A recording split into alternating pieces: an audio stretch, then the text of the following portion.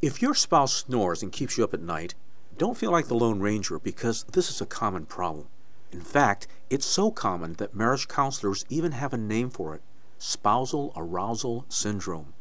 Snoring is such a problem that architects are designing new homes with 2 master bedrooms because many couples can't sleep in the same room with each other. Not only is snoring a strain on your relationship in and of itself, it's unhealthy for both of you. And more importantly, it can be the symptom of a serious medical problem called sleep apnea. Sleep apnea is when you stop breathing while you're sleeping. It's a life-threatening disease that needs to be treated. The most important thing you can do is to first determine if the snoring is a symptom of sleep apnea. We'll tell you how you can get a free apnea screening later in this message. Bringing up a snoring problem can be a delicate issue. You need to be careful when you talk to your spouse. Snoring is enough of a problem. You don't need to make it bigger with the way you communicate about it. So, here are some suggestions. First and foremost, treat snoring as a health issue for your spouse. Don't talk about snoring as if it were an issue of hygiene or something under your spouse's control. When somebody has a medical condition, you don't blame them for it. You try and help them. And the best way to help someone who snores is to make sure they know the risks of snoring and sleep apnea. For example, if it's your husband who snores, he's at risk for heart disease, hypertension, stroke, depression, weight gain, diabetes, and he's 7 times more likely to be in an auto accident.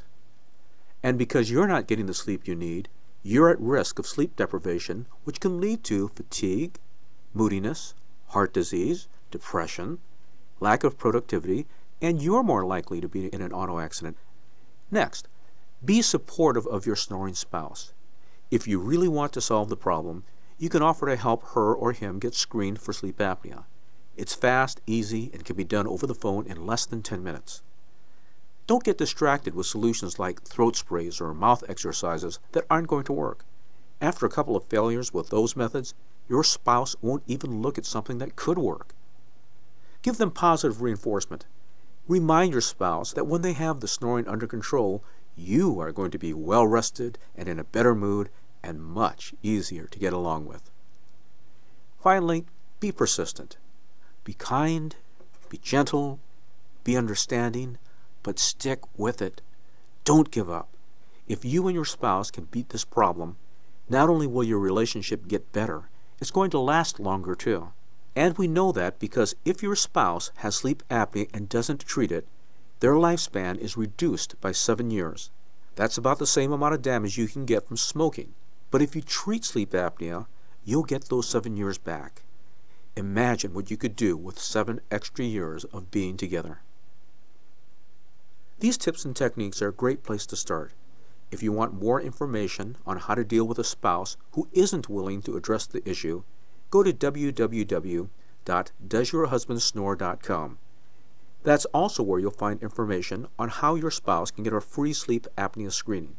So, what are you waiting for? Go to www.doesyourhusbandsnore.com.